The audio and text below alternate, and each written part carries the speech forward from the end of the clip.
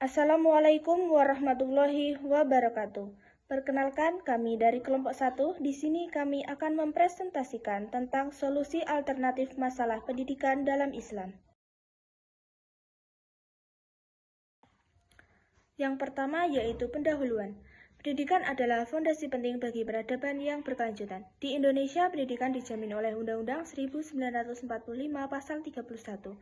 Namun menghadapi tantangan seperti ketimpangan akses, kualitas guru yang tidak merata, dan rendahnya kesejahteraan guru, terutama di daerah terpencil, Islam sebagai agama yang menghargai ilmu pengetahuan telah memberikan contoh melalui tokoh-tokoh seperti Al-Ghazali, Ibnu Khaldun, dan Al-Khawarizmi, yang menunjukkan pentingnya pendidikan dalam menghasilkan generasi unggul. Kajian ini akan membahas kondisi pendidikan di Indonesia dengan fokus pada kebijakan kurikulum, sarana dan prasarana, pendanaan pendidikan, kesejahteraan guru, serta pembentukan karakter lulusan pendidikan Islam. Tujuannya adalah menawarkan solusi alternatif berbasis nilai-nilai Islam untuk mengatasi tantangan pendidikan di Indonesia. Kebijakan terkait kurikulum dasar menengah dan tinggi. Kumpulan fakta. Berita ini berjudul Kekerasan di Dunia Pendidikan Meningkat, Buah Kurikulum Sekuler. Bersumber dari channel YouTube Muslimah Media Hub yang diunggah pada tanggal 29 Desember tahun 2024.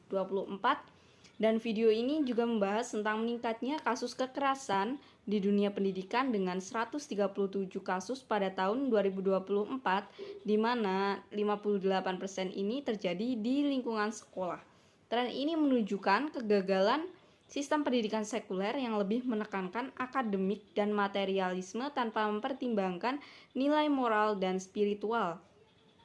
Nah, sebagai solusinya, video ini mengusulkan transformasi ke kurikulum berbasis akidah Islam yang menjadikan agama sebagai landasan utama dalam pembentukan dan pembelajaran untuk mencetak generasi bertakwa dengan kepribadian Islami yang kuat. Analisis permasalahan dan solusi. Video ini membahas meningkatnya kekerasan di dunia pendidikan dengan 137 kasus pada tahun 2024, yang mana 58%-nya ini terjadi di sekolah, dan menunjukkan tren peningkatan sejak tahun 2024. Sekolah yang seharusnya menjadi tempat belajar justru sering menjadi lokasi kekerasan dan perundungan. Nah, video ini mengidentifikasi akar masalahnya pada sistem pendidikan sekuler yang terlalu berfokus pada akademik dan materialisme tanpa mempertimbangkan nilai moral dan spiritual, sehingga menjauhkan generasi muda dari agama dan orientasi moral. Video ini menawarkan solusi dengan menerapkan kurikulum berbasis akidah Islam, di mana agama menjadi landasan utama dalam seluruh aspek pembelajaran. Nah, tujuan dari pendidikan Islam ini adalah untuk mencetak generasi bertakwa dengan kepribadian Islami yang kuat, baik secara intelektual maupun emosional. Kurikulum ini menanamkan keimanan secara rasional agar siswa taat pada syariat dan terhindar dari perilaku negatif, termasuk kekerasan. Selain itu, video ini menekankan pentingnya budaya kompetisi dan kebaikan atau fastabiqul khairat untuk mendorong peserta didik berlomba dalam hal-hal positif. Selanjutnya yaitu sebab 2, mengenai penyediaan sarana prasarana dan dukungan negara terhadap akses pendidikan oleh masyarakat. Untuk kumpulan faktanya, yaitu judulnya Bangunan Sekolah Tidak Layak, Pendidikan Generasi Diabaikan. Ini saya ambil sumbernya dari channel YouTube Muslimah Media Hub, di mana dalam video ini menyoroti tentang sarana prasarana pendidikan di Indonesia yang sudah mengalami kerusakan seperti atap yang roboh, plafon yang tidak lagi tersedia, serta ruang kelas yang tetap digunakan walaupun membahayakan guru dan siswa. Video ini mengkritik sistem pendidikan kapitalisme yang ada di Indonesia, yang dinilai kurang memperhatikan pendidikan dan justru menjadikannya sebagai sektor bisnis. Sebagai solusi, video ini menawarkan sistem pendidikan Islam, di mana negara memiliki tanggung jawab yang penuh untuk menyediakan pendidikan yang berkualitas, aman, dan gratis bagi seluruh rakyat dengan sumber pendanaan yang berasal dari sumber daya alam.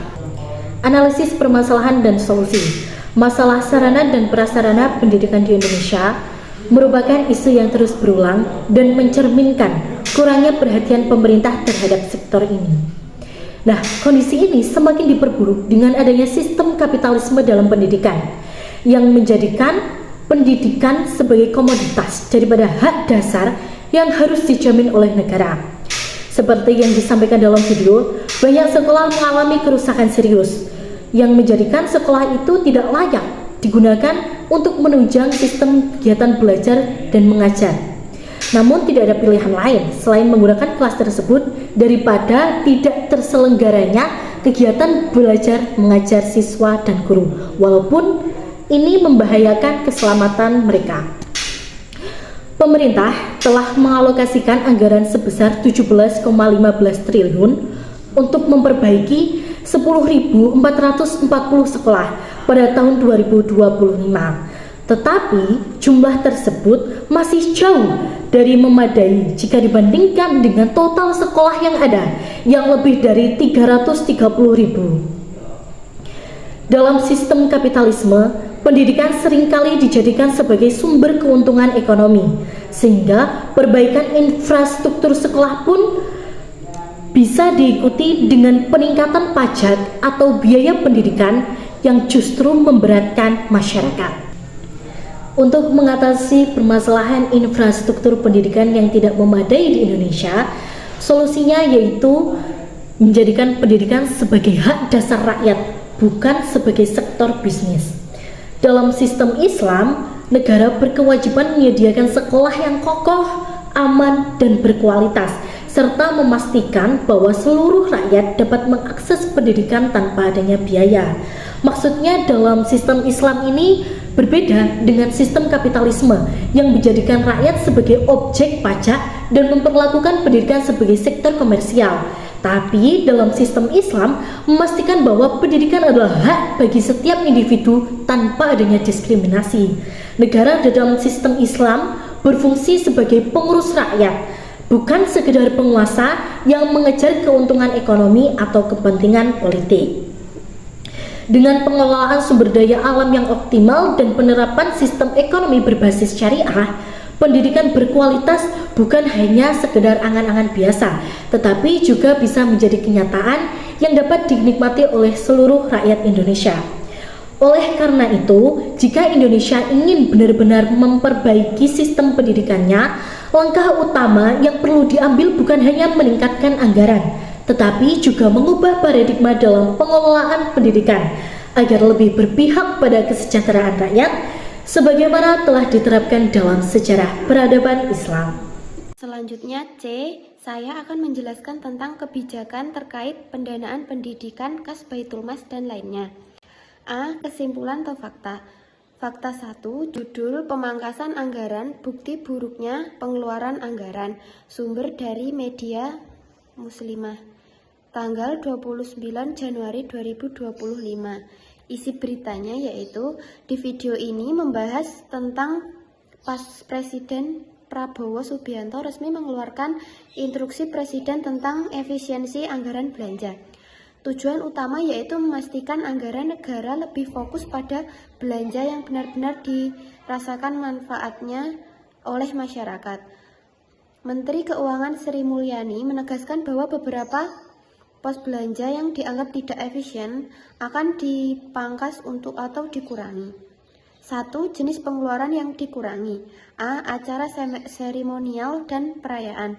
Kegiatan seperti halal bihalal, serah terima jabatan, dan acara seremonial lainnya akan dikurangi untuk menghemat anggaran.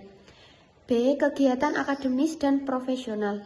Pengurangan anggaran untuk seminar, kajian, analisis, dan diklat. Honor jasa profesi serta biaya percetakan dan souvenir juga terkena pemangkasan. C. Perjalanan dinas. Perjalanan dinas pegawai negeri dikurangi karena dianggap kurang produktif. Pemangkasan ini diperkirakan bisa menghambat hingga triliunan rupiah. Dana yang dihemat rencananya akan dikelolakan untuk memperbaiki gedung sekolah. Dari kebijakan ini adalah mengurangi pengeluaran yang dianggap tidak esensial dan mengarahkan anggaran untuk kepentingan yang lebih langsung bagi masyarakat. 2. Kritik terhadap kebijakan ini. Meskipun bertujuan baik, kebijakan pemangkasan anggaran ini mendapatkan berbagai kritik. Di antaranya, A. Indikasi pemborosan di masa lalu.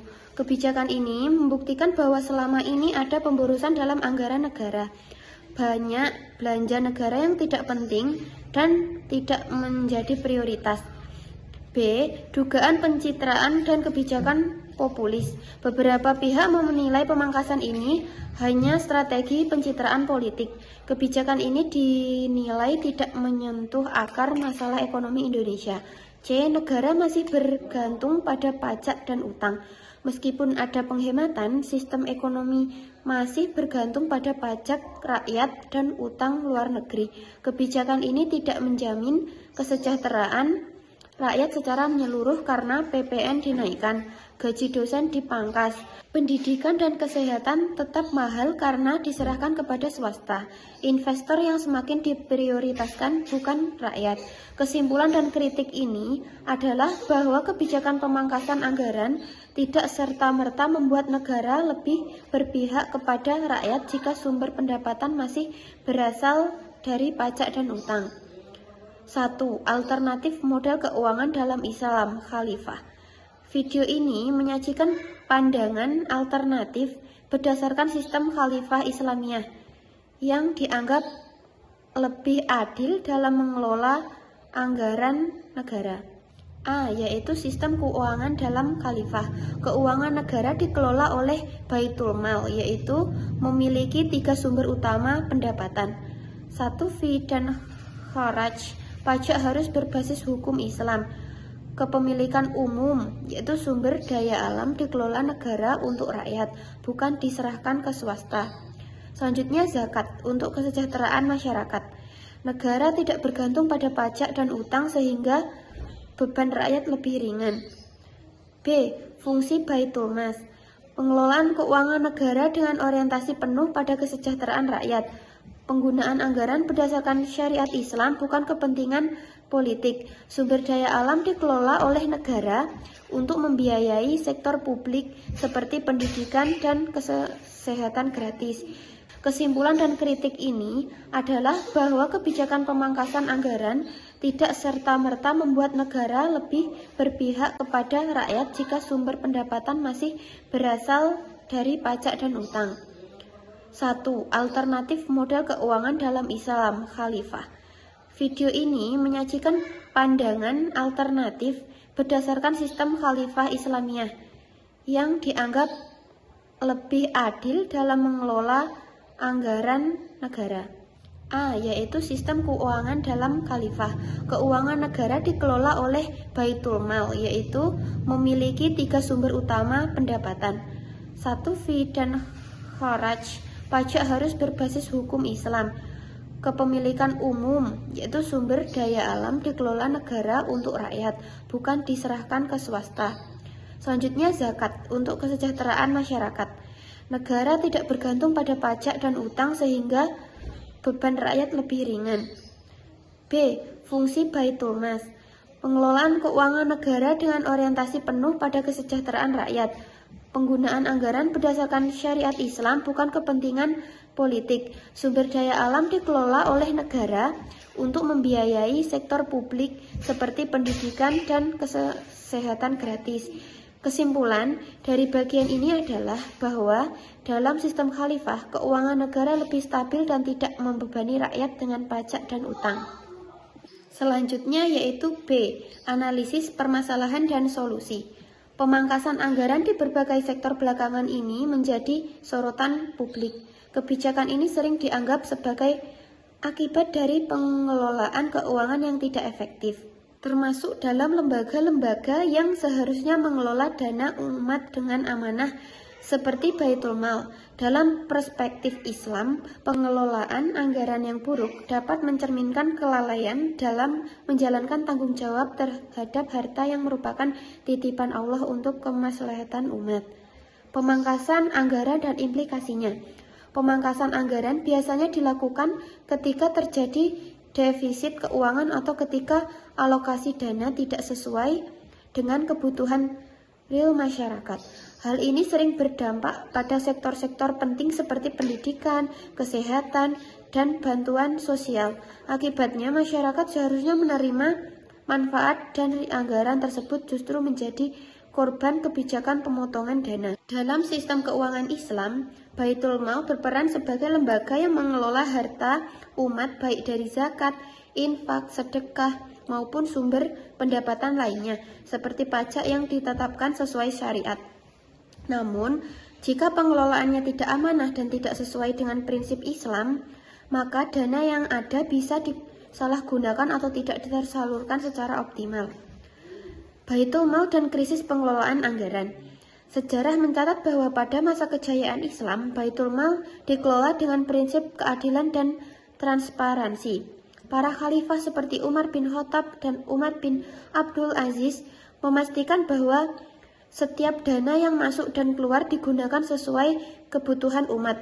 Namun, dalam praktik modern seringkali terjadi penyimpangan dalam pengelolaan keuangan negara, termasuk di lembaga yang mengelola dana umat. Beberapa indikasi buruknya pengelolaan anggaran dalam Baitul Mal atau lembaga keuangan Islam antara lain kurangnya transparansi, tidak adanya laporan keuangan yang jelas dan tidak diakses publik dapat menimbulkan keuangan terkait alokasi dana. Salah prioritas dalam penggunaan dana, anggaran lebih banyak dialokasikan untuk kepentingan politik atau proyek yang tidak berdampak langsung pada kesejahteraan masyarakat.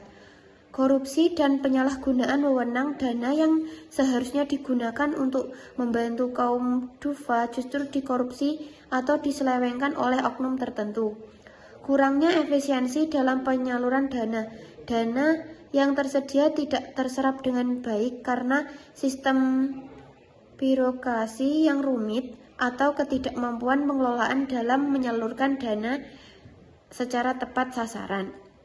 Selanjutnya, pandangan Islam terhadap pengelolaan anggaran yang buruk. Dalam Islam, amanah dalam mengelola keuangan adalah salah satu prinsip utama yang harus dipegang oleh pemimpin dan pengelola dana umat. Allah berfirman dalam Al-Quran, sesungguhnya Allah menyuruh kamu menyampaikan amanat kepada yang berhak menerimanya. Quran Surat An-Nisa ayat 58. Selain itu, Rasulullah SAW juga bersabda, setiap kalian adalah pemimpin, dan setiap pemimpin akan dimintai pertanggungjawaban atas yang dipimpinnya. Bukhari dan Muslim.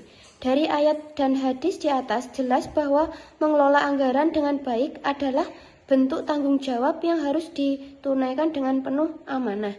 Jika terjadi pemangkasan anggaran akibat kesalahan pengelolaan, maka hal ini bisa menjadi tanda bahwa pemimpin dan pengelola keuangan negara tidak menjalankan tugasnya dengan benar. Selanjutnya, solusi dalam Islam untuk pengelolaan anggaran yang baik. Untuk menghindari pemangkasan anggaran yang tidak perlu dan memastikan bahwa keuangan negara atau Baitul Mal dikelola dengan baik, Islam memberikan beberapa solusi, di antaranya menegakkan transparansi dan akuntabilitas. Laporan keuangan harus dibuat secara terbuka dan diaudit secara berkala agar tidak ada penyalahgunaan dana. Prioritaskan kemaslahatan umat. Anggaran harus digunakan untuk kepentingan masyarakat, terutama untuk kesejahteraan fakir miskin, pendidikan, dan kesehatan. Selanjutnya, mencegah korupsi dengan hukum yang tegas. Islam menekankan pentingnya hukuman yang tegas bagi pejabat yang menyalahgunakan dana publik. Efisiensi dalam penggunaan dana. Setiap dana yang tersedia harus disalurkan dengan cepat dan tepat guna menghindari pemborosan dan inefisiensi. Dengan penerapan prinsip-prinsip ini, pemangkasan anggaran yang tidak perlu bisa dicegah, dan pengelolaan keuangan dalam Baitul Mal serta institusi keuangan Islam lainnya bisa berjalan lebih optimal sesuai dengan ajaran Islam. Selanjutnya, saya akan memberikan materi terkait kebijakan dukungan terhadap guru, meliputi gaji, upah menulis buku, derajat atau kemuliaannya, serta kesejahteraannya. Kita mulai dengan fakta pertama yang saya dapatkan dari channel YouTube Muslimah Media Hub. dengan judul video yaitu Refleksi Hari Guru Sedunia Potensi Guru Belum Dioptimalkan. Tanggal penerbitan video ini yaitu 11 Oktober 2024. Isi dari video ini yaitu menyoroti rendahnya kesejahteraan guru di Indonesia, utamanya yaitu guru honorer yang mayoritas berpenghasilan di bawah 2 juta per bulan dengan beban kerja yang tinggi dan akses pelatihan yang terbatas. Kondisi ini diperburuk oleh fasilitas sekolah yang minim terutama di daerah terpencil. Sistem pendidikan sekuler dinilai lebih berorientasi pada kebutuhan industri daripada mencetak generasi bermoral dan berakhlak. Selanjutnya akan saya sampaikan terkait fakta kedua yang juga didapatkan dari channel YouTube Muslimah Media Hub dengan judul video Tunjangan Guru Naik, Guru Sejahtera. Video ini diupload pada tanggal 3 Desember 2024. Video ini membahas pengumuman Presiden Prabowo tentang kenaikan gaji guru yang menuai berbagai respons, terutama karena kenaikan tunjangan guru non-ASN hanya sekitar 500.000, sementara gaji guru ASN mengalami perubahan yang tidak signifikan. Kebijakan ini dinilai belum tentu meningkatkan kesejahteraan guru di tengah kenaikan harga kebutuhan pokok, sehingga masih banyak guru yang masih harus bekerja sampingan ataupun berhutang. Selanjutnya adalah fakta ketiga yang masih sama didapatkan dari channel YouTube Muslimah Media Hub dengan judul Marak Kriminalisasi Guru Buah Pahit Pendidikan dalam Peradaban Kapitalisme. Video ini diupload pada tanggal 3 November tahun 2024 yang menyoroti maraknya kriminalisasi dan kekerasan terhadap guru di Indonesia yang mencerminkan hilangnya adab dan penghormatan terhadap seorang guru. Beberapa kasus menunjukkan guru di penjara, diserang atau dikenakan denda karena mendisiplinkan siswa. Fenomena ini berakar pada sistem pendidikan sekuler yang memisahkan agama dari kehidupan, mengurangi pendidikan moral dan lebih berorientasi pada materi. Selanjutnya adalah fakta keempat yang saya dapatkan dari web berita kompasiana.com dengan judul berita menyoroti rendahnya gaji guru di Indonesia. Berita ini diupload pada tanggal 13 Agustus tahun 2024. Isi dari berita ini yaitu gaji guru di Indonesia masih menjadi perdebatan karena seringkali tidak sebanding dengan tanggung jawab mereka, terutama bagi guru di daerah terpencil yang menerima upah di bawah standar. Rendahnya gaji membatasi peluang mereka untuk mengikuti pelatihan, sehingga berdampak pada profesionalisme dan kualitas pendidikan. Kurangnya kesejahteraan juga menurunkan motivasi yang menyebabkan semangat kerja melemah dan kualitas pengajaran yang menurun. Selanjutnya adalah analisis permasalahan dan solusi. Permasalahan kesejahteraan guru di Indonesia menjadi isu yang serius dalam dunia pendidikan. Gaji yang rendah terutama bagi guru di daerah terpencil dan honorer menciptakan kesenjangan kualitas pendidikan serta menghambat pengembangan profesionalisme mereka. Beban administratif yang berat, minimnya fasilitas pendidikan, dan kurangnya pelatihan semakin memperburuk kondisi ini. Kebijakan kenaikan gaji yang dijanjikan pemerintah pun dinilai belum cukup untuk memberikan kesejahteraan yang layak, sehingga banyak guru masih harus mencari pekerjaan sampingan atau berutang. Selain masalah finansial, guru juga menghadapi kriminalisasi dan hilangnya penghormatan dari siswa maupun orang tua. Sistem pendidikan sekuler yang hanya menekankan aspek akademik tanpa membangun karakter memperburuk degradasi moral di masyarakat. Oleh karena itu, diperlukan solusi sistematik yang menjamin kesejahteraan guru secara menyeluruh. Sistem pendidikan Islam dalam bingkai khilafah dapat menjadikan solusi utama untuk meningkatkan kesejahteraan guru dan kualitas pendidikan. Sistem ini tidak hanya menjamin gaji yang adil, tetapi juga membangun generasi yang menghormati guru serta memiliki karakter yang kuat.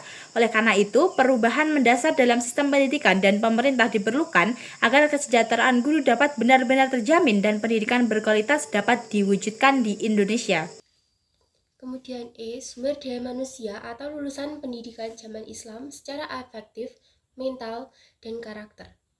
Pada poin kumpulan fakta, diambil dari judul Khilafah dan Pendidikan dalam Paradigma Islam yang bersumber dari channel YouTube yang diunggah pada tanggal 4 Mei 2020, yang memiliki isi berita tentang pendidikan dalam Islam memiliki kedudukan yang tinggi, di mana orang yang berilmu akan dianggap sebagai pewaris para nabi.